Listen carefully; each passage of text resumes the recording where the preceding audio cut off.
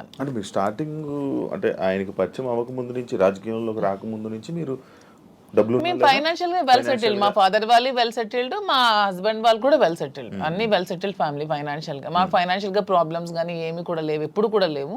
Well settled ఫ్యామిలీనే. ఇప్పుడు వీటి కోసం మేము ఆస్తులు అమ్మాల్సి వచ్చింది, లేకపోతే ఆస్తులు అమ్మాల్సిన అవసరం కూడా లేదు. ఎందుకంటే ఎలక్షన్ లో ఉన్న డబ్బులు కొంచెం ఉంటే అవి కూడా కోల్పోయాను. మా ఇద్దరు ఉండడానికి ఇల్లు కూడా కట్టుకున్నాం, దానికోసం కొంచెం డబ్బులు పెట్టవలసి వచ్చింది. సో ఇప్పుడు మళ్ళీ బిజినెస్ స్టార్ట్ చేయడానికి ఈ ప్రాపర్టీస్ అమ్మాల్సి వచ్చింది. లైక్ అంటే ఈ కామెంట్స్ రావడానికి గల రీజన్స్ ఏంటంటే మీరు అది కొన్ని వీడియోస్ మీ డ్యాన్స్ చేసి సంబంధించిన వీడియోస్ కొన్ని సోషల్ మీడియాలో వైరల్ అవ్వడం జరుగుతుంది. అది మీరేనా? అది ఇప్పటికీ చెప్తున్నాను, అది నేను కాదు. అసలు ఆ మనిషి కూడా నా అలాగ లేదు. అది ఎందుకు ఎవరికి అనిపించింది, ఎవరికి పెట్టాలనిపించిందో కావాలనే కూటమి ప్రభుత్వం వాళ్ళే ఖచ్చితంగా దీన్ని ఈ పిల్ల సైనిక్ గారు ఉంటారు కదా బచ్చాగాళ్ళు, ఆ బచ్చాగాళ్ళు ఈ కొంతమంది కలిపి ఐటీడీపీ అని ఇదొన్న పేజ్లో పెట్టి అనవసరంగా ట్రోల్ చేశారు. అలానే డాన్స్ చేసే అమ్మాయిని నేనేం కామెంట్ చేయట్లేదు. నాకు రికార్డింగ్ డాన్స్లు, నాకు స్టేజ్ల మీద డాన్స్ చేసుకోవాల్సిన అవసరం నాకైతే ఎప్పుడూ లేదు. ఎనీబడి కెన్ ప్రూవ్ చేసుకోండి. సార్ అప్పుడే చెప్పారు, ప్రూవ్ చేసుకుంటే నేను 1 crore rupees వాళ్ళకి గిఫ్ట్ ఇస్తానని మొన్న ఛానల్లో కూడా. నాకు అవసరం లేదు. అలానే నేను ఒకటే చెప్తున్నాను, ఎవరి బ్రతుకు తెరువు కోసం వాళ్ళు చేసుకుంటారు. ఇదే డాన్స్ స్టేజ్ మీద పబ్లిక్ గా బట్టలు ఇప్పి చేస్తున్నారు, వాళ్ళేమో హీరోయిన్లు అంటున్నారు. స్టేజ్ మీద చేస్తే స్టేజ్ రికార్డింగ్ డాన్సర్లు అంటారు, నానా రకాల పేరు పడుతున్నారు. నేను ఎవరి అమ్మాయిని కామెంట్ చేయట్లేదు. నాకైతే మీరు వెళ్ళి మా ప్లేస్ లో ఎంక్వైరీ చేసుకోండి, నేను పుట్టిన ప్లేస్ లో మా అత్తగారి ప్లేస్ లో. ఈ విమర్శలు చేసేవాళ్ళు ఎవరైనా ఆ అమ్మాయి మాధురి అని ప్రూవ్ చేస్తే 1 crore ఇస్తాం. ఒకవేళ వాళ్ళు ప్రూవ్ చేయలేకపోతే వాళ్ళు సరెండర్ అవుతామంటే అమ్మాయి ఎవరో కూడా మేమే తెచ్చి పెడతాం. ఎందుకు అమ్మాయిని బయటకు లాగాలి, పెళ్లి చేసుకుని హ్యాపీగా ఉంది కాబట్టి. మాకు అమ్మాయి తెలుసు, అది ఏ రికార్డింగ్ డ్యాన్స్ ట్రూప్ కూడా తెలుసు. కానీ అలాగ అమ్మాయిని మాధురి అని చూపించిన వాళ్ళకి నేను అంటున్నాను, 1 crore మీకు బహుమానం కింద ఇస్తాను, దయచేసి అది ప్రూవ్ చేయండి అంటున్నాను. అంటే చీప్ ట్రిక్స్ ప్లే చేయడం, ట్రోల్ చేసి ఎందుకు అలా ట్రోల్ చేయాల్సిన అవసరం ఏముందో నాకు అర్థం కాదు. అలా చేస్తే ఏమొస్తుంది? అంటే ఇప్పుడు మాధురికి నాకు మేము ఒక మనసుతో ఉన్నాం కదా, మరి అలా చేస్తే ఏమొస్తుంది మీకు? ఎవడా చేసేవాడు? రికార్డింగ్ డాన్స్ చేసే అమ్మాయిని పెళ్లి చేసుకుని, రికార్డింగ్ డాన్స్ అమ్మాయిని ఓవర్సీని పెళ్లి చేసుకుని నీకేంటి నొప్పి, పెట్టినోడికి ఏంటి నొప్పి? అలాగైతే మీరు డాన్స్ చేసి మీరే ఒప్పుకున్నట్టు. నేను కాదు కదా, నేను ఒప్పుకోవడానికి అమ్మాయి నేను కాదు. నేనైతే నిజంగా నేను ఒప్పుకుంటాను. I'm very bold and straight forward. నేను ఒప్పుకుంటాను. If it is me I will agree. నేనే అదే, నేను డాన్స్ చేసిన వీడియోస్ చాలా ఉన్నాయి, నేను పెట్టుకుంటున్నాను కదా. నేను చేసి నేనే పెట్టుకుంటాను. నేను అది కానప్పుడు నేను ఎలా ఒప్పుకుంటాను? అలానే అదే అంటున్నాను, ఒకవేళ డాన్స్ చేసిన అమ్మాయినే దువ్వాసం చేసుకుంటే మీకేంటి పెయిన్? అమ్మాయి మాత్రం అమ్మాయి కాదా, ఆడపిల్ల కాదా? ఎందుకు అంత ట్రోల్ చేయాల్సిన అవసరం ఏముంది, అంత నెగిటివిటీ స్ప్రెడ్ చేయాల్సిన అవసరం ఏముందని అడుగుతున్నాను నేను. ఒకవేళ ఆ అమ్మాయే మాధురి అని ప్రూవ్ చేయాలనుకుంటే 1 crore బహుమతి ఇస్తాం, తీసుకురండి అంటున్నాను. ఎవరైతే వచ్చారో వాళ్ళకి. అంటే ఇప్పుడంటే ఏ జనరేషన్ వచ్చేసింది, ఫేస్లు మార్పిడి ఇది. ఆ వీడియో చూస్తే అప్పుడెప్పుడు 2000 2000 వయసు ఎంత తెలుసు? ఏమంటే నాకు ఇప్పుడు 34 years అండి. 2000 ఏజ్ ఎంత ఉంటది? ఓకే, ఆ వీడియో ఎప్పుడు చాలా ఓల్డ్. నేను 2000 ఏజ్ ఎంత ఉంటుంది చెప్పండి? 2005 లో నేను 10th.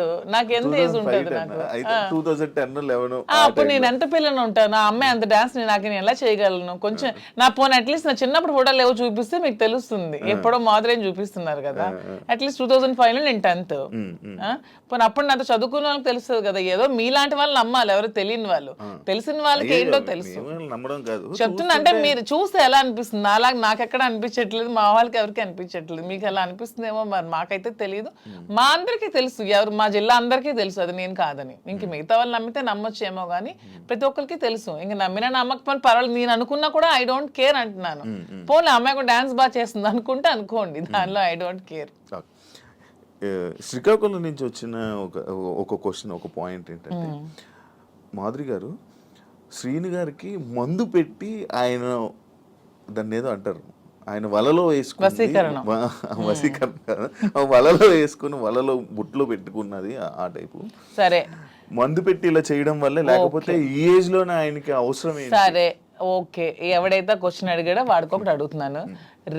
మందు పెట్టి శ్రీనివాస్ దగ్గర నేనేం తీసుకోవాలో చెప్పండి అని అడుగుతున్నాను. డబ్బుందా? లేదు. పోనీ అట్లీస్ట్ ఏజా లేదు. అంటే ఇప్పుడు డబ్బు లేదు కానీ స్టార్టింగ్ లో ఆయన దగ్గర డబ్బు ఉండేది. ఇప్పుడు నేను వచ్చినప్పుడు ఏం లేదే. 2022లోనే ఇచ్చేసారా మీరు? ముందు నుంచి వాళ్ళ ప్రాపర్టీస్ అన్ని ఉన్నాయి. ఏ రోజు కూడా నేను 1 రూపీ కూడా అంతగా తీసుకోలేదు. తన పేరునే ఉన్నాయి, తర్వాత మిగతా రాసేస్తారు. రీసెంట్ గా 4 నెలల క్రితం జాఫర్ గారికి ఇంటర్వ్యూ ఇచ్చిన టైంలో కూడా she saying everything false allegations అండి. నాకేం రాసి ఇవ్వలేదు, నాకు అసలు ఏం లేదు, ఆయన ఇలా దూరం ఉండి ఇలాగా ఇల్లు ఇచ్చేసాను అని చెప్తున్నారా తప్ప నాకు ఎటువంటి ఆ ఇంట్లో ప్రాపర్టీ ఏమి ఇవ్వలేదు. ఆ ఫ్యాక్టరీ రాసేసిన డాక్యుమెంట్స్ ఉన్నాయి. ఎన్నికలకు ముందే, ఎన్నికలకు 20-25 డేస్ ముందే రాసేసాను. అన్ని నా పేరున ఏదైతే ఉన్నాయో నా పేరున మీరు ఇవి తీయండి. మా ఎఫిడవిట్ వేస్తాం కదా ఎమ్మెల్యేగా పోటీ చేసినప్పుడు, ఎఫిడవిట్ లో ఏ అసెట్స్ ఉన్నాయో మీకు తెలుస్తాయి. ఆ అసెట్స్ ఈ రోజుకి నా పేరున ఉంటే you can anybody can challenge. ఈ రోజు ఆ అసెట్స్ నా పేరున ఉండాలి కదా. మొన్న నా పేరున ఎఫిడవిట్ లో ఎమ్మెల్యేగా పోటీ చేసినప్పుడు ఉండే అసెట్స్ ఇప్పుడు ఎందుకు లేవు? ఏమైనా అసెట్స్ తన పేరున ఉన్నాయో లేదో ఒకసారి వెరిఫై చేయండి, తెలుస్తుంది. ఎవిడెన్స్ ఉంటుంది కదా ప్రతిదానికి. అదే ఆ కామెంట్ పెట్టినోడికి అడుగుతున్నాను, శ్రీనివాస్ గారిని మందు పెట్టి తీసుకోవడానికి ఏముంది? సరే మీరు ఇప్పుడు అన్ని ఆస్తులు రాస్తారు కదా, ఇప్పుడు అన్ని ఆస్తులు రాసేసి ఉన్నానని చెప్తున్నారు కదా, మరి ఇప్పుడు అన్ని ఆస్తులు రాసాక నా ఆస్తులు అమ్మి పెట్టి ఉండాల్సిన అవసరం నాకేముంది? వాడు ఎవడైతే కామెంట్ పెట్టాడో వాడికి 2 క్వశ్చన్స్ అడుగుతున్నాను. ఒకటి, ఆస్తుల కోసమే తీసుకొని ఉంటే అతని ఆస్తులన్నీ వదిలేసి వచ్చాక నా ఆస్తులు అమ్మి అతని దగ్గర ఉండాల్సిన అవసరం ఏముందని ఎవడైతే కామెంట్ పెట్టాడో వాడికి అడుగుతున్నాను. ఇంకొకటి పాయింట్, మీ మహేష్ ఎక్స్ హస్బెండ్ ఎవరైతే ఉన్నారో ఆయన స్టార్టింగ్ లో వచ్చారు ఏంటి దానికోసం ఇప్పుడు నేను చెప్పి నేను అడిగిపోయాను అతను చెప్పిన కామెంట్స్ కోసం. స్టార్టింగ్ లో వచ్చారు, ఈ మధ్య అసలు కనిపించట్లేదు. ఏమైనా డబ్బులు ఇచ్చి వాళ్ళని ఆయన్ని మేనేజ్ చేశారు? డబ్బులు ఇచ్చి మేనేజ్ చేయడానికి they are well settled family. వాళ్ళు ఆర్థోడాక్స్ ఫ్యామిలీ, రిచ్, టెక్కలకే రిచ్ వాళ్ళు. వాళ్ళ ఫాదర్ ఎవరు అడిగినా చెప్తారు, వాళ్ళ ఫాదర్ టెక్కల్లోనే రిచెస్ట్ ఫ్యామిలీ. వాళ్ళ ఫాదర్ కి 100 acres ఉండేవి. మనకంత స్థితిలో ఏమీ లేము. ఫస్ట్ లాయర్ శ్రీకాకుళం డిస్ట్రిక్ట్ మొత్తానికి మొదటి లాయర్ అతనే. హైకోర్టు నుంచి జడ్జెస్ కూడా వచ్చి అతనికి సన్మానం చేశారు. అతను ఇప్పుడు ఎక్స్పైర్ అయ్యారు. కానీ రిచెస్ట్ ఫ్యామిలీ వాళ్ళు. తలగాములు ఇప్పటికీ వాళ్ళకి ల్యాండ్ అసెట్స్ అన్నీ ఉన్నాయి. వాళ్ళకి ఏం డబ్బులు అవ్వాల్సిన అవసరం లేదు. తను చక్కగా మ్యారైన్ చీఫ్ ఇంజనీర్ జాబ్ చేసుకుంటున్నాడు, హ్యాపీగా ఫారెన్ లో ఉన్నాడు. 1 రూపీ కూడా వాళ్ళకి ఇవ్వాల్సిన అవసరం. తప్పు మేము ఇలా ఉన్నదానికి వాళ్ళ ఫ్యామిలీని బ్లేమ్ చేయకూడదు, అది చాలా తప్పు. వాళ్ళ ఫ్యామిలీ చాలా మంచి ఫ్యామిలీ.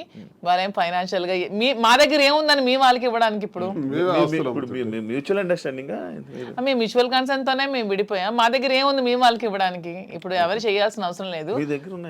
వాళ్ళు అమ్ముతున్నాం, అదే ఆస్తులు బిజినెస్ కోసం ఆస్తులు అమ్ముతున్నాం. చాలా వరకు అమ్మాలి, పెట్టుబడులు చాలా ఎక్కువ అవసరం కదా, కొంచెం భారీగానే చేయాలనుకుంటున్నాం కాబట్టి బిజినెస్. సో అందుకని వాళ్ళని తప్పు పట్టడం అనేది చాలా తప్పు. వాళ్ళని ఎవరైతే కామెంట్ చేస్తారు దేవుడు కూడా క్షమించుడు అలా అంటే, అది చాలా తప్పు. వాళ్ళని ఇందులో లాక్కూడదు. ఇప్పుడు మీరు పూర్తిగా హైదరాబాద్ లో ఉంటారా లేకపోతే ఇక్కడ? శ్రీనివాస్ గారు కంప్లీట్ గా అక్కడే ఉంటారు. నేను హైదరాబాద్ లో ఉంటే చూసుకుంటాను. శ్రీనివాస్ గారు అవసరం ఇక్కడ ఏదైనా నాకు ఉందనిపించినప్పుడు తను వచ్చి వెళ్తూ ఉంటాను. మీరైతే ఇంకెక్కడే? నేను ఇక్కడే ఉంటాను హైదరాబాద్ లో. అంటే ఇక్కడ చాలా మంది బొటిక్లు ఉన్నాయి, లైక్ మీది కూడా ఒక బొటిక్ లాంటిదే కదా? నాది బొటిక్ కాదండి, కంప్లీట్ స్టోర్. ఇక్కడ చాలా స్టోర్స్ ఉన్నాయి, చాలా బొటిక్స్ ఉన్నాయి. ఇప్పుడు యూత్ కానీ లేకపోతే ఇప్పుడు రీసెంట్ టైమ్స్లో అందరూ బొటిక్స్ వైపు లేకపోతే అటువైపు ఎక్కువ అవగాహన చూపిస్తున్నారు. లైక్ అవి తీసుకుందాం, అవి చేసుకుందాం అనేవి. బట్ మీది ఎందుకు సక్సెస్ అవుతుందని అనుకుంటున్నారు? మీరు అన్ని ఉండగా మీ దగ్గరికి ఎందుకు రావాలి? Yeah, of course correct point అడిగారు. అన్నీ ఉండగా నేను సక్సెస్ అవుతానని నమ్మకం నాకుంది. ఎందుకంటే నేను ఫస్ట్ ఆఫ్ ఆల్ నేను ప్రతి ఉమెన్కి కూడా క్వాలిటీ ప్రొడక్ట్ ఇవ్వాలనుకుంటున్నాను. కొన్ని వెరైటీస్ ఉన్నాయి, టస్సెస్, ఆర్గాంజాస్, రాసిల్స్, చాలా వెరైటీస్ ఉంటాయి. కానీ దాంట్లో అందరూ చాలా మంది ప్యూర్ ఇవ్వకుండా డూప్లికేట్స్ ఇస్తున్నారు. ఫస్ట్ ఫీల్ అనేది ఉమెన్ గా కంఫర్ట్ మాకు ఉంటుంది. మీకు నచ్చినా నచ్చకపోయినా ఫస్ట్ కట్టుకునేటప్పుడు శారీ అనేది మా కంఫర్ట్, మాకు నచ్చాలి, మాకు అది తెలియాలి. ఈ ప్యూరిటీ అనేది నాకు తెలియాలి. శారీ ప్యూరిటీ కానీ శారీ కంఫర్ట్ కానీ నాకు తెలియాలి. అదే మేము థీమ్తో ఫస్ట్ నేను ప్యూరిటీ అనేది కస్టమర్కి ఇవ్వాలనుకుంటున్నాను. సో ఈ సోకాల్డ్ ఈ షాప్స్, ఈ బొటిక్స్ లాగా డబ్బుల కోసం మేము వ్యాపారం చేయట్లేదు. మాధురి దగ్గరికి వెళ్తే మాకు ఖచ్చితంగా ఒక మంచి క్వాలిటీ తక్కువ రేట్లో బడ్జెట్లో వస్తుందనే నేను మోటోనే పెట్టుకున్నప్పుడు when compare to other shops నా దగ్గర రేట్ తక్కువ ఉన్నప్పుడు కస్టమర్ అనేవాళ్ళు నా దగ్గరికే వస్తారు. వచ్చినప్పుడు వాళ్ళు వెళ్ళేటప్పుడు హ్యాపీగా వెళ్తారు. సో వెళ్ళేటప్పుడు మళ్ళీ సెకండ్ టైం వస్తారు. నేను కూడా ప్రతి బ్రాండ్స్ కి ఏదో హీరోయిన్స్ సెలబ్రిటీనే పెట్టుకునే వదులు నా కస్టమర్స్ నేను బ్రాండ్ గా పెట్టుకుంటే వాళ్ళకే తక్కువ రేట్కి ఇస్తే వాళ్ళే నా కస్టమర్స్ నాకు బ్రాండ్ అంబాసిడర్స్ అవుతారు. వాళ్ళే 10 మందికి వెళ్ళి చెప్తారు, వాళ్ళు ఇంకొంతమందికి చెప్తారు పలానా దగ్గర షాప్ లో తక్కువ రేట్ ఉంది, బాగుంది, క్వాలిటీ ఉంది, ప్యూర్ ఉంది, అప్పుడు నా దగ్గరికి వస్తారు. సో కస్టమర్స్ నా బ్రాండ్ అంబాసిడర్స్. దీన్ని అవన్నీ బ్రాండ్ అంబాసిడర్స్ కూడా పెట్టుకోవట్లేదు. ఇప్పుడు నా దానికి నేనే బ్రాండ్ అంబాసిడర్ గా ఉన్నాను. ఫ్యూచర్ లో నా కస్టమర్స్ నే బ్రాండ్ అంబాసిడర్ గా చేసుకుందాం అనుకున్నా. నేనే మోడల్స్ కానీ హీరోయిన్స్ కానీ అవన్నీ కూడా చేసుకోవట్లేదు. వాళ్ళగా కోట్లు లక్షలు ఇచ్చే బదులు నా కస్టమర్ తక్కువ ప్రైస్ లో ఇస్తే వాళ్ళే నా బ్రాండ్ అంబాసిడర్ గా ఉంటారని నేను అనుకుంటున్నాను. So purity, quality, rate reasonable గా ఉన్నప్పుడు నా దగ్గర కాకుండా కస్టమర్ ఎక్కడికో ఎందుకు వెళ్తాడు? నాకు డబ్బులు అవసరం లేదు, నాకు కావాల్సింది గుడ్ విల్, ప్రజలతో సత్సంబంధాలు బాగుండాలి. ఎందుకంటే మేము రాజకీయంగా ప్రజా జీవితం నుంచి వచ్చాం కాబట్టి ప్రజలతోనే మా జీవితం ఎక్కువ ముడిపడి ఉంది కాబట్టి ప్రజలకి ఏం కావాలి, ఎలా ఉంటే మేము నచ్చుతాం అనేది మాకు ముందు నుంచి తెలుసు కాబట్టి మేము వాళ్ళతో ఉన్న రిలేషన్షిప్ మెయింటైన్ చేయాలనుకుంటున్నాం కాబట్టి వాళ్ళకి మేము తక్కువ ప్రైస్లో క్వాలిటీ శారీ ఇచ్చి ఓకే మాధురి దగ్గర శారీ బాగుంటుందన్న good will within few days లో సంపాదించుకుంటాను. అప్పుడు మీరే రేట్ పెంచిన జనాలు తెలిసిపోతుంది ఖచ్చితంగా. అది నాకు అవసరం లేదంటున్నాను. ఇప్పుడు నాకు మీకు అసలు లాభం లేకుండా అనను. ఇప్పుడు వీవర్స్ దగ్గర నుంచి 10,000కి వచ్చినప్పుడు కొన్ని షాప్స్ లో ఎక్కువ లాభాపేక్షతో అవి 1,00,000కి 2 లక్షలకి అమ్ముతున్నారు. అలా కాకుండా ట్రాన్స్పోర్ట్ కి మాకున్న గమనించింది అంటే మాధురికి ఫ్యాషన్ పట్ల ఎక్కువ ప్యాషన్ ఉంది కాబట్టి నేను బిజినెస్లో రంగంలో నాకు కొంత అనుభవం బట్టి నేనేం చెప్పానంటే మనకి ఎప్పుడు కూడా క్వాలిటీ ఉండాలి, నాణ్యత ఉండాలి. అసలు ఏంటి ఈ రంగం ఏంటి, అసలు ఈ శారీ ఫీల్డ్ ఏంటి, ఈ పట్టు ఫీల్డ్ ఏంటి, పట్టు సిల్క్ ఏంటి ఒకసారి నా కళ్ళారా చూడాలంది. నీకు తెలుసు కాబట్టి నేను తర్వాత వెళ్ళాను, వారణాసి వెళ్ళాము, కోల్కతా వెళ్ళాము, తర్వాత ఇది ధర్మవరం వెళ్ళాము, కంచి, బెంగళూరు, సేలం, కోయంబత్తూర్, ఇలాగ చాలా ప్లేసులు. యాడికి ఇలాంటి ప్లేసుల్లోకి వెళ్ళి డైరెక్ట్గా మగ్గందారుల దగ్గరికి, నేతన్నల దగ్గరికి వెళ్ళాం. నేతన్న పరిస్థితి మేము అక్కడ చూస్తే ఆయన కష్టపడి ఆ నేసే చీర, ఒక చీర నేయటానికంట 1 నెల రోజులు కూడా పడుతుంది, 2 నెలలు పడుతుంది, కొన్ని చీరలు 15 రోజులు పడుతుంది. ఆ చీర ఇంత కష్టపడుతున్నావు కదా, నువ్వు ఎంత అన్నా సంపాదిస్తున్నావు, నీకు ఎంత ఇస్తున్నారంటే ఆయన చెప్పే లెక్కలు చూస్తే ఆయన కూలి కూడా ఆయనకి చాలట్లా, మళ్ళీ కూలి బ్రతికే.